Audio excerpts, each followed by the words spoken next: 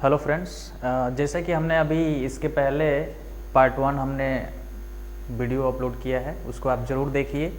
और आपको संविधान के लिए ये भी वन लाइनर है, विस्तार से वीडियो भी एक एक करके लाएंगे।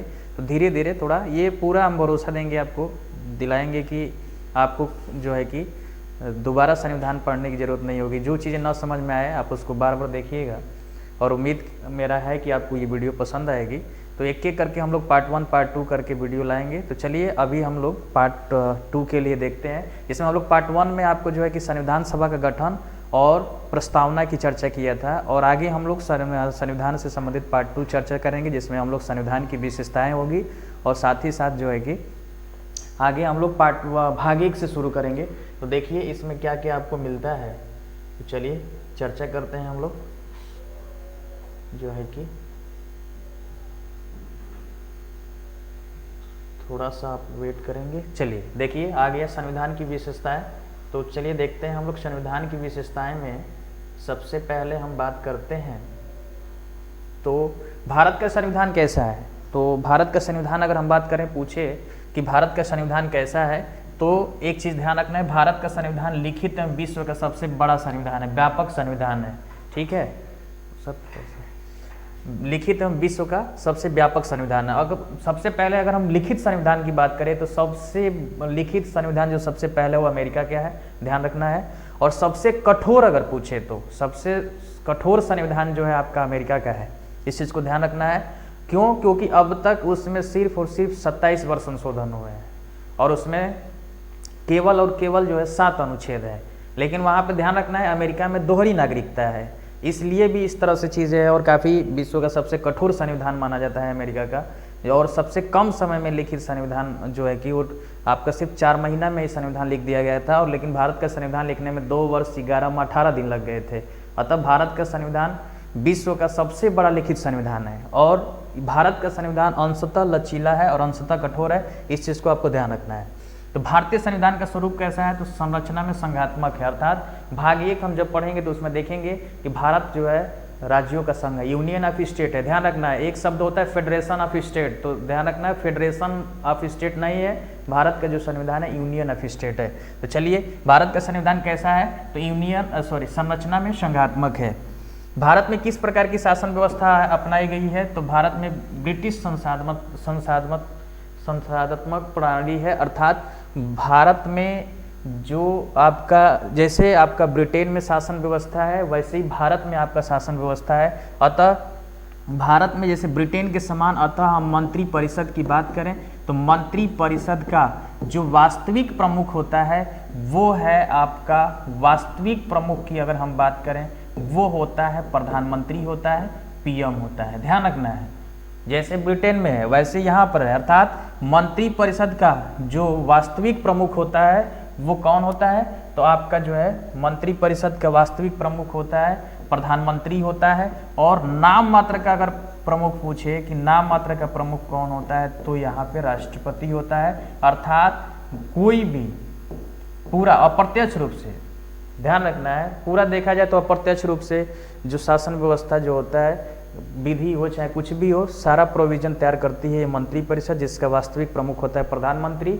और वो आगे एक बिल के रूप में राष्ट्रपति के पास जाता है, जिसको राष्ट्रपति स्वीकृति कर देता है। और नाम किसका आता है कि किसने किया है? तो नाम आता है राष्ट्रपति का कि नियुक्ति किसने किया है या समर्थन नियुक्ति किसने किया, समर्थन किसने दिया, तो राष्ट्रपति की स्वीकृति की बात आती है। लेकिन पूरा प्रावधान तैयार कौन करता है? मंत्रिमंडल। ठीक है, इस तरह से ध्यान रखना है। तो भारतीय संविधान का अभिभावक किसको माना जाता है? अर्थात इसको ध्यान रखना है, सर्वोच्च न्यायालय को माना जाता है, इस चीज़ को आपको ध्यान रखना है। ठीक है, तो चलिए अगले क्वेश्चन की तरफ बढ़ते हैं हम लोग, देखते हैं क्या है। भारतीय के संविधान में संघीय शब्द की जगह किन शब्दों का स्थान दिया गया है? अर्थात संघीय शब्दों के जगह पे ध्यान रखना है कि संघीय शब्दों के जगह पे किस चीज़ का दिया गया है।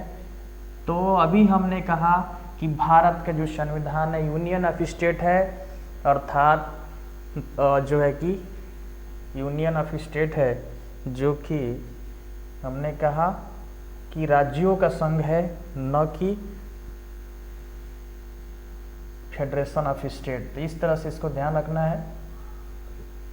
चलिए किन शब्दों का है, तो राज्यों का संघ अर्थात यूनियन ऑफ स्टेट। ये किस भाग में कही गई है, तो भाग 1 है। अभी हम लोग आगे डिटेल्स चर्चा करेंगे। भाग भारतीय संविधान में कुल कितने भाग हैं, तो मूल संविधान की बात करेंगे तो उसमें अगर देखिए अभी कभी क्या है ना कि भाग से क्वेश्चन देता है तो कहीं कहीं ऑप्शन में 25 दे देता है, तो ध्यान रखना है क्रम के अनुसार अगर हम बात करेंगे तो क्रम के अनुसार भाग कितने हैं, 25 हैं, ठीक है। और ऐसे अभी मूल संविधान की भी भाग कर रहे तो कितने भाग हैं, 22 भाग है। इस चीज़ को ध्यान रखना है, अर्थात इसमें सेक्शन जुड़ा हुआ है, सेक्शन जुड़ करके 25 हुआ है। वो चीज़ें हम लोग चर्चा करेंगे। कितनी अनुसूचियाँ हैं, 12 अनुसूचियाँ हैं। अर्थात अगर हम क्वेश्चन करें कि भारतीय मूल संविधान में कितनी अनुसूचियाँ शामिल थी, तो मूल संविधान की अगर हम बात करेंगे तो मूल संविधान में कितनी अनुसूचियाँ शामिल थी, तो मूल संविधान में 8 अनुसूचियाँ शामिल थी।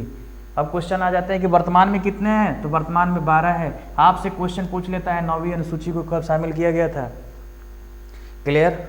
9वीं अनुसूची को कब शामिल किया गया था, 10वीं को कब शामिल किया गया था, 11वीं अनुसूची को कब शामिल किया गया था, 12वीं अनुसूची को कब शामिल किया गया था।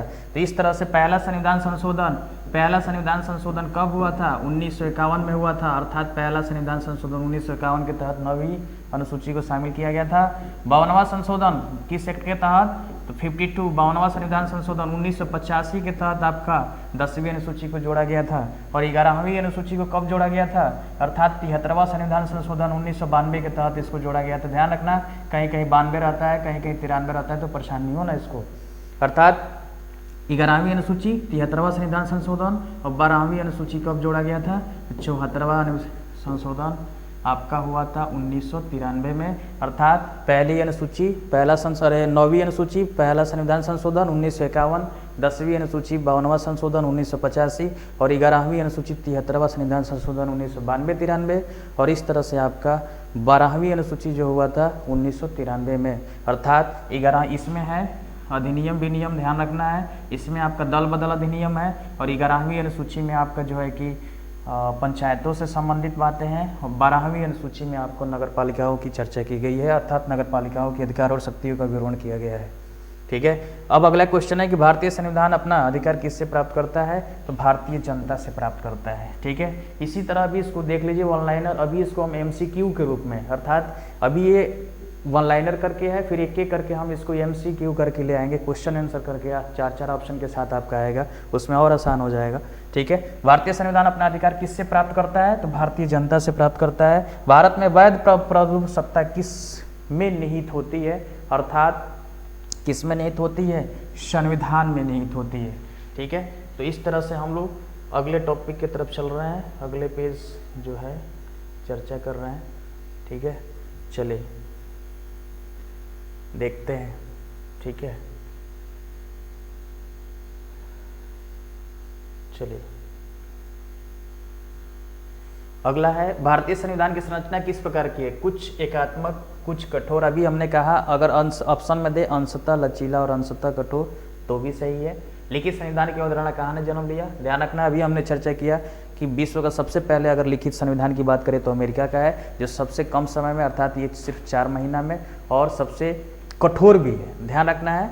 लिखित संविधान भी और सबसे कठोर भी संविधान कहाँ का है, अमेरिका का है। अर्थात अध्यक्षतात्मक शासन का उदय सर्वप्रथम कहाँ से हुआ था, तो संयुक्त राज्य अमेरिका से हुआ था, ठीक है।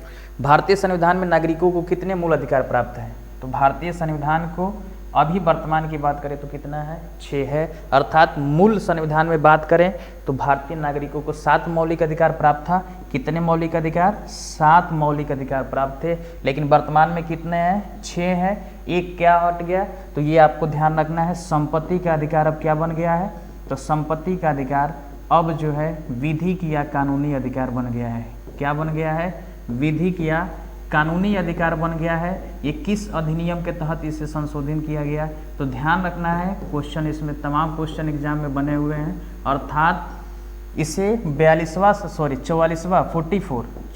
संविधान संशोधन, ये जो है आपका किस संशोधन के तहत, तो ये आपका 44वां संविधान संशोधन के तहत 44वां संविधान संशोधन कब हुआ था बाबू, 1978 में। अर्थात 44वां संविधान संशोधन 1978 के तहत संपत्ति के अधिकार को मूल अधिकार की श्रेणी से हटा करके इसे किस भाग के अंतर्गत रखा गया है बाबू, इसे भाग 12 के अंतर्गत रखा गया है। और किस अनुच्छेद में रखा गया है? ये अभी 300 का अभी ये आपका क्वेश्चन आया था CGL 2022 में। ये क्वेश्चन पूछा हुआ था कि संपत्ति के अधिकार को मौलिक अधिकार की श्रेणी से हटा करके किस अनुच्छेद में रखा गया है? तो ये भाग 12 में रखा गया है और किस अनुच्छेद में? 300 का में इसे शामिल किया गया है। और किस अधिनियम के तहत? तो 44वां संविधान संशोधन अधिनियम 1978 के तहत। ठीक है जी, इसको ध्यान रखना है। अगला क्वेश्चन देखते हैं, अगले क्वेश्चन की तरफ चलते हैं, है ना। आराम से इसको धैर्य बना के बस देखते रहिए, पूरा कोशिश करिए, पूरा वीडियो देखिए, आपको पूरी चीज़ें समझ में आएगी एक एक करके। अभी ये वन लाइनर है, जब डिटेल्स वीडियो लाएंगे तो उसमें और आपको अच्छे से समझ में आएगा। चलिए अगला क्वेश्चन है कि भारतीय संविधान की प्रमुख विशेषताएं हैं। तो संविधान की सर्वोच्चता, अर्थात यहाँ पे अगर हम बात करें तो भारत में जो है सबसे सर्वोच्च क्या है? संघीय व्यवस्था की प्रमुख विशेषता क्या है? तो संविधान की सर्वोच्चता यहाँ पे है। ठीक है बाबू, ये थोड़ा सा। अगला, भारतीय संघवाद को किसने सहकारी संघवाद कहा है? तो जी ऑस्टिन ने। ये अलग अलग स्टेटमेंट है, अलग अलग इतिहासकारों ने या जो भी सदस्य शामिल थे उन्होंने कहा था। तो अभी ये डिटेल्स जब हम चर्चा करेंगे तो कुछ स्टेटमेंट जो संविधान के लिए किसी ने अच्छा कहा, किसी ने बुरा कहा, तो वो उसको हम चर्चा करेंगे। भारत में प्रजातंत्र किस तथ्य पर आधारित है? जनता को सरकार चुनने का, बदलने का अधिकार है। प्रजातंत्र यानी यहाँ पर देखा जाए तो जनता सर्वोच्च होती है, जनता को यह अधिकार होता है किसे अपना राजा चुनना है। ठीक है। संसदीय प्रणाली किस देश के संविधान से लिया गया है? तो ध्यान रखना है, संसदीय प्रणाली किस देश से? इंग्लैंड से लिया गया है। ये जब हम आपका विदेशी स्रोत की जब चर्चा करेंगे तो उसमें आपको डिटेल्स बताएंगे कहाँ कहाँ से क्या लिया गया है। अर्थात भारतीय संविधान का कौन सा लक्षण आयरिश संविधान से लिया गया है। आयरिश का मतलब ध्यान रखना है आयरलैंड के संविधान से लिया गया है। ठीक है बाबू, कहाँ से लिया गया है? आयरलैंड से। अर्थात नीति निदेशक तत्व, ये काफ़ी एग्जाम में पूछ चुका है। नीति निदेशक तत्व कहाँ से लिया गया है? तो आयरलैंड के संविधान से लिया गया है। किस भाग में है? तो भाग आपका 4 है। और किस अनुसूची की चर्चा की गई है? तो आपका 36 से 51 नीति निदेशक तत्व। ठीक है। भारतीय संविधान का सबसे बड़ा एकाकी स्रोत क्या है? ध्यान रखना है, भारत शासन अधिनियम। भारत शासन अधिनियम 1935 सबसे बड़ा इसमें एकाकी स्रोत है। ध्यान रखना है, क्वेश्चन पूछता है यहाँ से। भारतीय संविधान की संघीय व्यवस्था किस देश की संघीय व्यवस्था में समानता रखती है? अर्थात कनाडा। संघीय शासन व्यवस्था कहाँ से लिया गया है? कनाडा से लिया गया है। ध्यान रखना है, समवर्ती सूची, समवर्ती सूची का प्रावधान कहाँ से लिया गया है? समवर्ती सूची का प्रावधान कहाँ से लिया गया है? ऑस्ट्रेलिया से लिया गया है। तो अब एक चीज़ ध्यान रखना, यहाँ पे कन्फ्यूजन होती है, अक्सर क्वेश्चन पूछता है मौलिक अधिकार कहाँ से लिया गया है? मौलिक अधिकार कहाँ से लिया गया है? तो मौलिक अधिकार अमेरिका के संविधान से लिया गया है। एक चीज़ ध्यान रखना यहाँ पे। और एक कन्फ्यूजन क्या होती है, मौलिक अधिकार और मौलिक कर्तव्य, दो चीज़ ध्यान रखना है यहाँ पे। तो मौलिक अधिकार कहाँ से? अमेरिका से। और मौलिक कर्तव्य कहाँ से? रूस से। कभी कभी ऑप्शन में ध्यान रखना, मौलिक कर्तव्य अगर पूछे और ऑप्शन में कभी कभी USA, UK, USSR और UAE करके देता है, तो ध्यान रखना ये आपका जूनियर टीचर में भी पूछ चुका है और ऑप्शन इसी तरह से दिया हुआ था। ये मौलिक अधिकार USA से और मौलिक कर्तव्य कहाँ से? रूस से लिया गया था। तो इस चीज़ को ध्यान रखना है। अब एक क्वेश्चन आपसे पूछ लेता है, जैसे मैंने कहा प्रस्तावना कहाँ से लिया गया? तो ध्यान रखना है बाबू, नहीं जानते हैं तो तुरंत हम ऑस्ट्रेलिया बोलते हैं। इस चीज़ को ध्यान रखना है, प्रस्तावना ऑस्ट्रेलिया से नहीं लिया गया। एक चीज़ ध्यान रखना, प्रस्तावना की भाषा, तो प्रस्तावना की भाषा अगर पूछे तो ध्यान रखना प्रस्तावना की भाषा कहाँ से है? तो प्रस्तावना की भाषा ऑस्ट्रेलिया से है। प्रस्तावना की भाषा कहाँ से है? ऑस्ट्रेलिया से है। और प्रस्तावना कहाँ से लिया गया है? USA से लिया गया। ध्यान रखना बाबू, ये कन्फ्यूजन वाली चीज़ है, दोनों को ध्यान रखना। मौलिक अधिकार पूछे USA से, मौलिक कर्तव्य रूस से यानी पूर्व सोवियत संघ USSR। प्रस्तावना कहाँ से? अमेरिका से, USA से। प्रस्तावना की भाषा कहाँ से? ऑस्ट्रेलिया से। इस चीज़ को ध्यान रखना। अभी एक क्वेश्चन आपसे पूछ ले, आपात उपबंध का प्रावधान कहाँ से? ध्यान रखना, आपात उपबंध कहाँ से लिया गया था? जल्दी बताइए बाबू, आपात उपबंध कहाँ से लिया गया था? वित्तीय आपात कहाँ से लिया गया था? दो चीज़ को ध्यान रखना है। तो आपात उपबंध कहाँ से और वित्तीय आपात के यहाँ से, ये कन्फ्यूजन वाली चीज़ है बाबू, जो विदेशी स्रोत है यहाँ से कन्फ्यूजन होता है। तो आपात उपबंध कहाँ से लिया गया बाबू, जर्मनी के संविधान से लिया गया है। और एक चीज़ और ध्यान रखना, जर्मनी के संविधान को वीमर या वाइमर संविधान के भी नाम से जाना जाता है, ये आपको चीज़ें जानना जरूरी है, नहीं तो कन्फ्यूजन होती है। अर्थात वित्तीय आपात कहाँ से लिया गया है, यूएसए से लिया गया है। हाँ, तो इस चीज़ में देखो यहाँ पे कन्फ्यूजन होती है, ठीक है। अब एक चीज़ देखो, अगला यहाँ पे ये कॉमन चीज़ है, अक्सर जैसे लगता है ना कि ये एक ही चीज़ है, आप नहीं जानते हैं तो ज़्यादातर अब जैसे ही राष्ट्रीय आपात की बात कर लेता है, चाहे आपात उपबंध की बात करते हैं, तुरंत हम आंसर दे देते हैं, क्या तुरंत आंसर देते हैं अमेरिका, जो गलत हो जाता है। वित्तीय आपात की बात करते हैं, तुरंत आंसर देते हैं जर्मनी। जहाँ प्रस्तावना की बात करता है, तुरंत आंसर देते हैं ऑस्ट्रेलिया, जो गलत हो जाता है। प्रस्तावना की भाषा कहाँ से, ऑस्ट्रेलिया से। प्रस्तावना कहाँ से, अमेरिका से। आपात उपबंध कहाँ से, ब्रिटेन जर्मनी से। और वित्तीय आपात कहाँ से, अमेरिका से।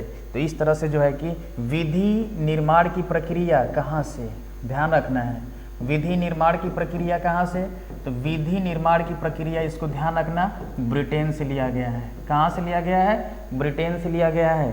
एक क्वेश्चन पूछे, एकल नागरिकता कहाँ से, बार बार क्वेश्चन पूछता है बबुआ, एकल नागरिकता कहाँ से लिया गया है, तो एकल नागरिकता ब्रिटेन से लिया गया है। अर्थात ऑप्शन में यूके रहे तो भी सही है, ब्रिटेन रहे तो भी सही है, अगर इंग्लैंड दे तो भी सही है, इस चीज़ को ध्यान रखना।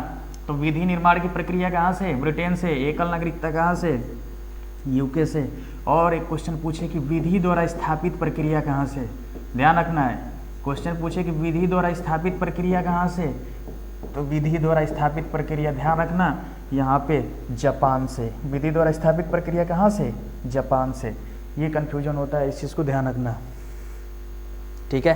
तो समवर्ती सूची का प्रावधान कहाँ से लिया गया, ऑस्ट्रेलिया से लिया गया। संघीय शासन व्यवस्था कहाँ से, अर्थात यहाँ पे ध्यान रखना है, कनाडा से लिया गया है, ठीक है। अगले चलते हैं, अगले पेज पे, अर्थात भारतीय, हाँ, मौलिक कर्तव्य। देखिए अभी हमने चर्चा किया, मौलिक कर्तव्य कहाँ से लिया गया है,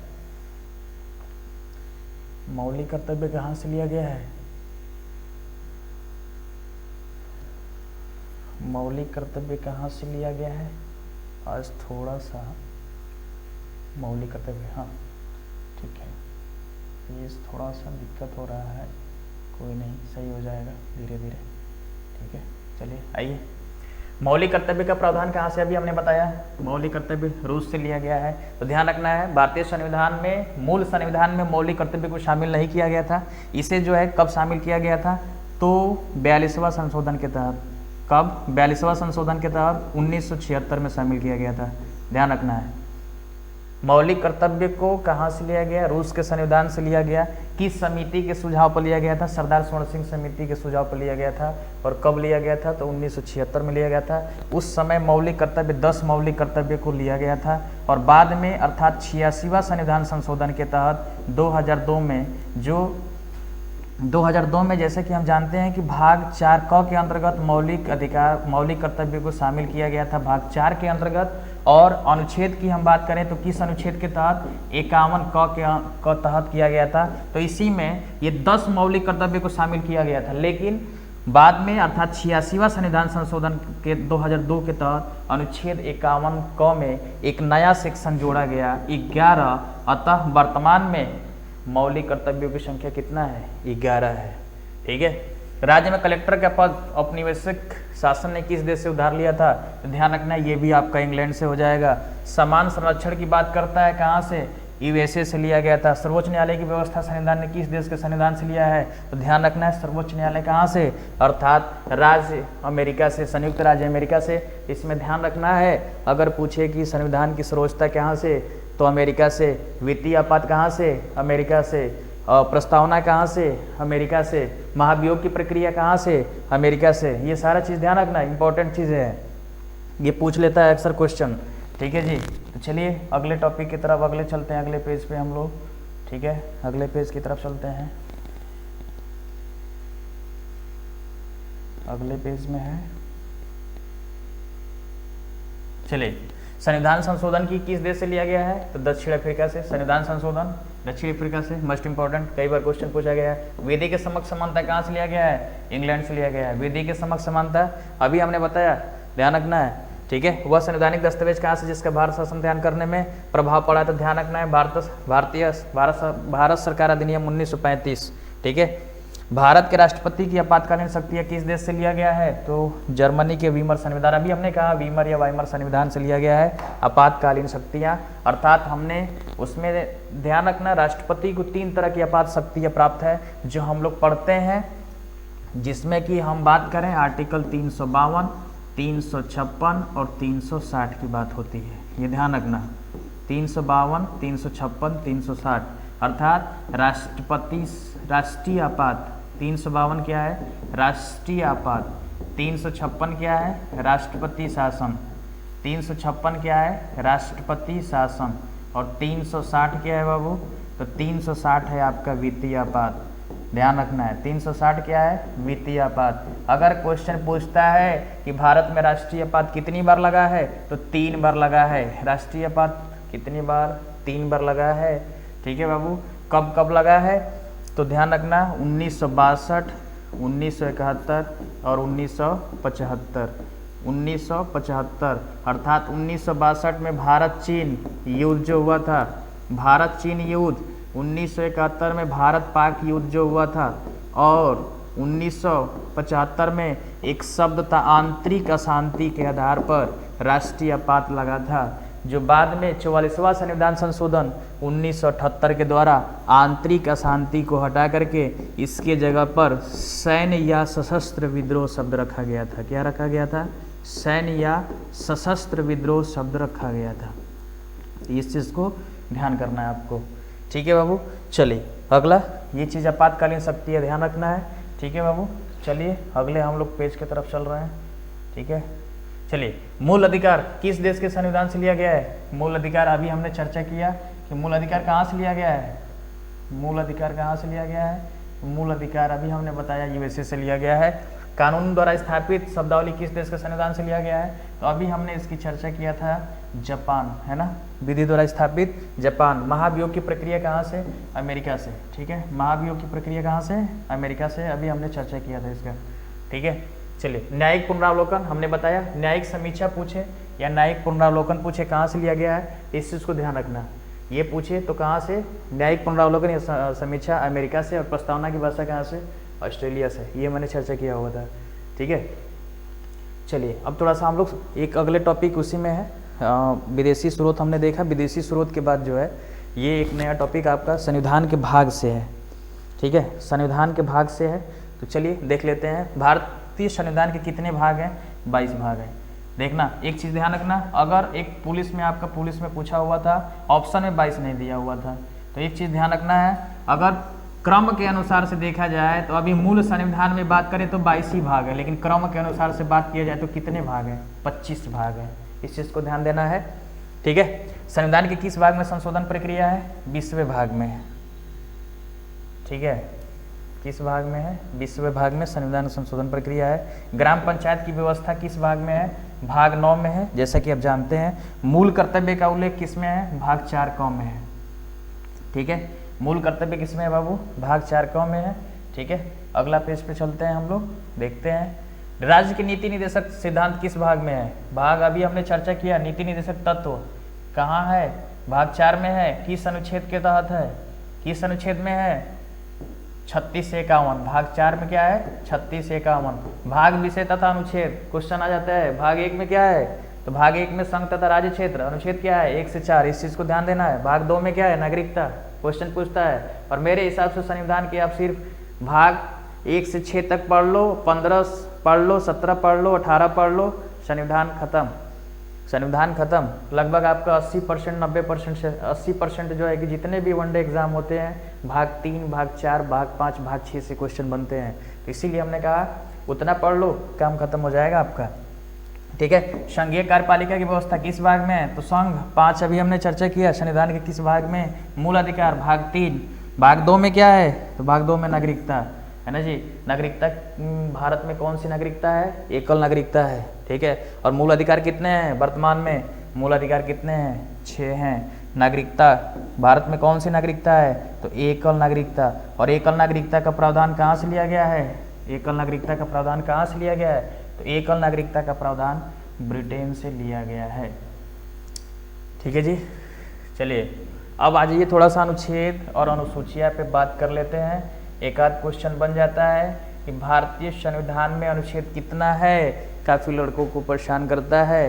तो आइए देखते हैं बच्चा लोग, अनुच्छेद व अनुसूचियाँ अर्थात भारतीय संविधान में कुल कितने अनुच्छेद हैं। एक चीज़ ध्यान रखना, अगर कुल अनुच्छेद पूछ रहा है और वहाँ पे थोड़ा सा वर्तमान एक शब्द डाल दे रहा है, तो वर्तमान की बात करें तो हमने 400 आंसर क्यों बताया?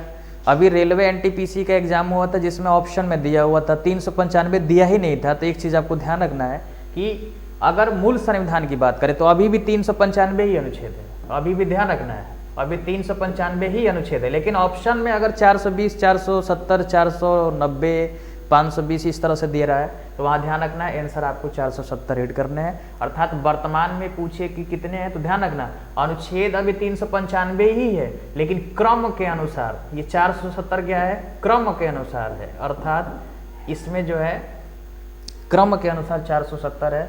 इस चीज़ को ध्यान देना। जो सेक्शन जुड़ गया है, जैसे आपका 19 में 7 सेक्शन था, फिर एक निरसन कर दिया 6 सेक्शन हो गया, 21 में एक क जोड़ गया, 18 में एक क जोड़ गया, तो इस तरह से 51 में क जुड़ गया, तो 300 क जुड़ गया। यही सब सेक्शन जुड़ करके वर्तमान में लगभग जो है कि कितने हो गए हैं? 470 हो गए हैं। ध्यान रखना अभी भी मूल संविधान की बात करें तो मूल संविधान में 395 ही अनुच्छेद है। ठीक है, यह कहाँ लिखा गया है कि भारत राज्यों का संघ है। किस अनुच्छेद में ये बातें की गई है? तो भाग 1 में कहा गया है कि भारत क्या है? राज्यों का संघ है, यूनियन ऑफ स्टेट। ध्यान रखना है भारत क्या है? यूनियन ऑफ स्टेट है, अर्थात यूनियन ऑफ स्टेट है, अर्थात यूनियन ऑफ स्टेट अर्थात राज्यों का संघ है। भारत क्या है? राज्यों का संघ है। किस अनुच्छेद में कहा गया है? अनुच्छेद 1 में कहा गया है। मौलिक अनुच्छेद में नागरिकता को मौलिक अधिकार प्रदान किया गया है। ठीक है, किस अनुच्छेद में नागरिकता को मौलिक अधिकार प्रदान किया गया है? एक चीज़ यहाँ पे, हाँ ठीक है कोई बात नहीं, अगर हम बात करें तो मौलिक अधिकार किस अनुच्छेद के अंतर्गत शामिल किया गया है? तो ये ध्यान रखना है किस अनुच्छेद में है? 12 से 35। मौलिक अधिकार किस में है? 12 से 35 तक है। ठीक है, अगला हम लोग चलते हैं पेज की तरफ, देखते हैं आगे क्या है। किस अनुच्छेद में नागरिकता का प्रावधान किस भाग में? भाग की बात करें तो भाग 2 हो गया। ठीक है, किस भाग में है? भाग 2 हो गया। और अनुच्छेद बोले तो 5 से 11। नागरिकता किस में है? भाग 2। और अनुच्छेद बोले तो 5 से 11। ठीक है जी। नौकरियों संबंधी शैक्षणिक संस्थाओं में समाज के कमजोर वर्गों के अनुच्छेद संबंधी आरक्षण उपलब्ध कराने के लिए केंद्र सरकार को कौन सा अनुच्छेद प्रदान करता है? ध्यान रखना है अनुच्छेद 16। अर्थात अनुच्छेद 16 में हम लोग पढ़ते हैं, इसमें एक शब्द देते हैं बबुआ, ध्यान रखना है बाबू, लोक नियोजन के विषय में समान अवसर। अर्थात लोक नियोजन के विषय में समान अवसर, लोक नियोजन के विषय में समान अवसर। अर्थात यहाँ पे एक क्वेश्चन बनता है बाबू, लोक नियोजन अर्थात सरकारी कामकाज में समान अवसर या सार्वजनिक कार्यों में समान अवसर। और एक किस अनुच्छेद में है? 16 में है। प्रेस की स्वतंत्रता, ध्यान रखना है अनुच्छेद 19 फर्स्ट। अर्थात इसमें हम लोग एक पेट में क्वेश्चन आया हुआ था बाबू कि वाक एवं अभिव्यक्ति की स्वतंत्रता। ध्यान रखना, एक क्वेश्चन बना हुआ था पेट में कि वाक एवं अभिव्यक्ति की स्वतंत्रता, वाक एवं अभिव्यक्ति की स्वतंत्रता किस अनुच्छेद में दिया गया है? तो किस अनुच्छेद में दिया गया है? 19 में। ऑप्शन में दिया था 19। तो जैसा आपका क्वेश्चन रहे उस हिसाब से ध्यान रखना है, आंसर होगा। ठीक है, इसमें 7 सेक्शन है और एक सेक्शन को इसमें हटा दिया गया। अर्थात इसमें 19 एक है ना, क ख ग घ ये सब एक के अंतर्गत, अंग च और छ। जो बाद में ये ध्यान रखना 7 सेक्शन थे, 7 सेक्शन में से एक सेक्शन आपका च को रिमूव कर दिया गया। किस संशोधन के तहत? तो 44वां संविधान संशोधन 1978 के तहत इसको रिमूव कर दिया गया था। इस चीज़ को ध्यान देना है। ठीक है, एक ये इंपॉर्टेंट अनुच्छेद है, अक्सर क्वेश्चन होता है अल्पसंख्यक वर्गों के हितों का संरक्षण। इसमें ध्यान रखना है अनुच्छेद 29 और 30। अनुच्छेद 29 और 30 अर्थात संस्कृति और शिक्षा संबंधी जो मौलिक अधिकार है उसमें 29 में ध्यान रखना अल्पसंख्यक वर्गों के हितों का संरक्षण है। किस आधार पर? तो भाषा, लिपि और संस्कृति के आधार पर दिया गया है। और 30 में क्या है? तो अल्पसंख्यक वर्गों के प्रशासनिक व शैक्षणिक अधिकार दिया गया है। किसके अंतर्गत दिया गया है बाबू? तो अनुच्छेद 30 के तहत। ये मोस्ट इंपॉर्टेंट क्वेश्चन यहाँ से बन जाता है, ध्यान रखना है आपको। ठीक है बाबू, अगला देखते हैं। अगला है अनुच्छेद 32 मौलिक अधिकारों की रक्षा करता है। कौन बाबू? अनुच्छेद 32 अर्थात अनुच्छेद 32 को संवैधानिक उपचारों का अधिकार किस अनुच्छेद के तहत है? तो किस अनुच्छेद के तहत बाबू संवैधानिक उपचारों का अधिकार? अनुच्छेद 32 है। अर्थात अनुच्छेद 32 को डॉक्टर भीमराव अम्बेडकर ने, किसने? डॉक्टर भीमराव अम्बेडकर ने इसे संविधान की, डॉक्टर भीमराव अम्बेडकर ने इसे संविधान की आत्मा कहा था, संविधान की आत्मा की संज्ञा दिया था। संविधान की आत्मा की संज्ञा दिया था। किसने दिया था बाबू? डॉक्टर भीमराव अम्बेडकर ने दिया हुआ था। संविधान के किस अनुच्छेद में राज्य की नीति निर्देशक तत्व? हमने अभी बताया बाबू, ध्यान रखना। संविधान के भाग 4 में, किस भाग में है? तो भाग 4 में। और नीति निर्देशक तत्व किस अनुच्छेद में है? तो अनुच्छेद पूछे तो, अगर आपसे क्वेश्चन पूछे अनुच्छेद, तो किस में है बाबू? 36 से 51 में है। और भाग कौन सा है बाबू? भाग 4 में है। ठीक है बाबू। भारतीय संविधान के किस अनुच्छेद में कल्याणकारी राज्य की अवधारणा वर्णित है? ध्यान रखना, अनुच्छेद 39। ठीक है। संविधान के किस अंतर्गत भारत के राष्ट्रपति पर महाभियोग की प्रक्रिया किस देश के संविधान से लिया गया है? तो महाभियोग की प्रक्रिया कहाँ से लिया गया बबुआ? महाभियोग की प्रक्रिया अमेरिका से लिया गया है। कहाँ से लिया गया है? यूएसए से लिया गया है। और महाभियोग की प्रक्रिया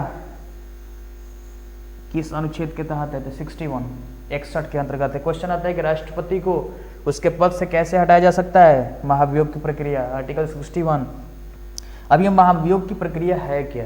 क्वेश्चन आता है कि महाभियोग किसके द्वारा लाया जाता है? तो ध्यान रखना, भारत में दो सदनात्मक व्यवस्था है। एक है आपका उच्च सदन और एक है उच्च सदन और एक है आपका निम्न सदन। इस चीज को ध्यान रखना, एक है उच्च सदन और एक क्या है? निम्न सदन। अर्थात उच्च सदन क्या है? राज्यसभा और निम्न सदन क्या है? लोकसभा। अर्थात किसी भी सदन के द्वारा लाया जा सकता है, लेकिन किसी भी सदन के द्वारा महाभियोग की प्रक्रिया लाई जा सकती है, लेकिन जो लाएगा उसको पहले, सबसे पहले अर्थात उसको 14 दिन पहले उस व्यक्ति को, उस पदाधिकारी को क्या करना पड़ेगा? सूचित करना पड़ेगा। कितने दिन पहले? 14 दिन पहले उसको सूचित करना पड़ेगा। अर्थात ये 14 दिन पहले सूचित करेगा। अर्थात उसके लिए सबसे पहले 1/4 समर्थन होना चाहिए। कितना समर्थन होना चाहिए? 1/4 समर्थन होना चाहिए। फिर बारी बारी से कितना समर्थन होना चाहिए? दोनों सदनों का 2/3 समर्थन होगा। और तब जाकर के महाभियोग की प्रक्रिया क्या होगी? पूरी होगी। और उसी समय राष्ट्रपति को क्या करना पड़ेगा? या जो पदाधिकारी होगा उसको उसी तिथि में पद से इस्तीफा देना होगा। तो ये था महाभियोग की प्रक्रिया। तो महाभियोग की प्रक्रिया किसके द्वारा लाई जा सकती है? तो किसी भी सदन के द्वारा लाई जा सकती है। और किस अनुच्छेद में? तो आर्टिकल 61 में इसकी चर्चा किया गया है। ठीक है बाबू, ये क्वेश्चन है, कुछ अनुच्छेद से चीज़ें हैं या एक चीज़ें आगे हम लोग इसको चर्चा करेंगे। ठीक है, अभी हम लोग कुछ खास है उसको बात कर लेंगे थोड़ा सा। उसके बाद डिटेल्स जब ये एक आपको है टोटल अनुच्छेद, देखिए पूरा अनुच्छेद पढ़ने की जरूरत नहीं, वैसे भी आपको पता है 395 अनुच्छेद कितना भी पढ़ लो कन्फ्यूजन होता है। अभी ये 356, 52, अभी मैंने बताया 352, 356, 360। ठीक है, अभी ये मूल मौलिक कर्तव्य अभी ये सारा मैंने बताया 51 के अंतर्गत। ठीक है, नीति निर्देशक तत्व तो इसमें से क्वेश्चन आते रहते हैं बाबू, एक चीज़ इसमें भी ध्यान रखना है। ठीक है, चलो अगला कुछ इंपॉर्टेंट थोड़ा सा देख लेते हैं, उसकी चर्चा हम करेंगे, है ना, थोड़ा सा। ठीक है, एक चर्चा आगे करेंगे हम, अभी जो है थोड़ा सा 1 मिनट। ठीक है, एक क्वेश्चन यहाँ से बन जाता है कि किसके अंतर्गत, अर्थात यहाँ पे देख लो अनुसूची केंद्र और राज्यों के बीच शक्तियों का बंटवारा है। ध्यान रखना बाबू, राज्य और संघ और राज्यों के बीच शक्ति के विभाजन की बात कर रहा है। तो किसके अंतर्गत है? तो ये आपका 7वीं अनुसूची के अंतर्गत है। किसके अंतर्गत है बाबू? ये आपका 7वीं अनुसूची के अंतर्गत शामिल है।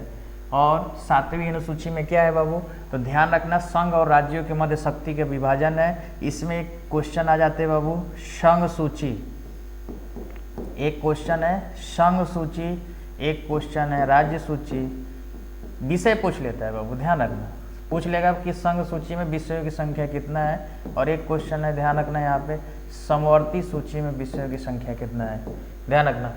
एक क्वेश्चन पूछ लेगा 11वीं अनुसूची में कुल कितने विषय हैं, आया था पेड में एग्जाम में आया था, काफ़ी क्वेश्चन आते हैं इस तरह से, तो ध्यान रखना है। ये मैंने लिखा हुआ भी आगे है भी, ये 7वीं अनुसूची के अंतर्गत है। अर्थात मूल संविधान की बात करना, मूल संविधान की बात करना, तो यहाँ पे देखना संघ सूची में विषयों की संख्या कितनी थी, अर्थात पहले इसमें जो संघ सूची में संख्या थी 97 थी, पहले कितने थी 97 थी, अब कितना है 100 है। राज्य सूची में पहले कितने थी, तो राज्य सूची में पहले 66 थी, अब कितना है 61 है। ध्यान रखना इसको, अक्सर कन्फ्यूजन होती है। अर्थात संघ सूची में विषयों की संख्या पहले कितनी थी 97 थी, अब कितना है 100 है। राज्य सूची में पहले विषयों की संख्या कितनी थी 66 थी, अब कितना है 61 है। और समवर्ती सूची में विषयों की संख्या पहले कितनी थी 47 थी, अब कितना है 52 है। इस चीज़ को ध्यान रखना। अर्थात संघ सूची में जो भी विषय शामिल होते हैं उस पर केवल केंद्र सरकार को कानून बनाने का अधिकार होता है। राज्य सूची में केवल और केवल राज्य सरकार को भी अधिकार होता है कानून बनाने का, लेकिन समवर्ती सूची में ध्यान रखना है राज्य सरकार का अधिकार होता है, केंद्र सरकार का अधिकार होता है, लेकिन विशेषाधिकार जो होता है वो केंद्र सरकार का होता है। अर्थात राज्य सरकार के द्वारा कुछ ऐसी बातें न शामिल की जाए जो केंद्र सरकार उसे स्वीकार न करे। तो इस तरह से समवर्ती सूची है, संघ सूची, राज्य सूची, समवर्ती सूची। अर्थात वर्तमान में संघ सूची में कितने विषय हैं, तो देखो अगला एक क्वेश्चन है कि संविधान लागू होने से समवर्ती सूची में कितने विषय शामिल थे, तो 47 शामिल थे। अभी पूछे वर्तमान में राज्य सूची में कितने विषय हैं, अभी मैंने बताया वर्तमान में 61 है, पहले कितना था 66 था। ध्यान रखो 5 वही निकला, यहाँ देखो 97 से 3 बढ़ गया, यहाँ 66 से 5 निकला, वही 5 यहाँ समवर्ती सूची में जुड़ गया। जैसे शिक्षा बाबू, पहले ध्यान रखना शिक्षा पहले राज्य सूची के अंतर्गत था, अब क्या हो गया समवर्ती सूची के अंतर्गत है। ये काफ़ी क्वेश्चन पूछा गया है। अर्थात वर्तमान में यहाँ पे देखो वर्तमान में राज्य सूची में कितने विषय हैं 61 विषय हैं, और वर्तमान में संघ सूची में कितने विषय हैं 100 विषय हैं, ठीक है। और एक क्वेश्चन लास्ट है आपका यहाँ पे कि किस अनुसूची के अंतर्गत असम मेघालय, ध्यान रखना AMTM, याद रखना इसको AMTM, ए से असम, एम से मेघालय, टी से त्रिपुरा और मी से मिजोरम, एम से मिजोरम। ध्यान रखना AMTM अर्थात किस अनुसूची में शामिल किया गया है 8वीं अनुसूची में शामिल किया गया है। तो चलिए इस तरह से हम लोग जो भी छोटे छोटे वन लाइनर क्वेश्चंस बन रहे हैं उसको हम लोगों ने देखा। ये सारी इंपॉर्टेंट क्वेश्चन है, आप बस इसको एग्जाम के समय इस वीडियो को एक बार रिवीजन कर लो, आपको एक भी क्वेश्चन नहीं छूटेगा संविधान से जो भी टॉपिक चल रहे हैं। तो हमने अभी पार्ट 1 में जो है कि संविधान सभा का गठन और प्रस्तावना दिया था, पार्ट 2 में हम लोग संविधान की विशेषताएं, विदेशी स्रोत और भाग 1 से संबंधित चर्चा किया। तो चलिए उम्मीद होगा ये वीडियो आपको अच्छा लगा होगा, और आप ये अच्छा लगे तो ये वीडियो को लाइक करिए, शेयर करिए, सब्सक्राइब करिए। धन्यवाद।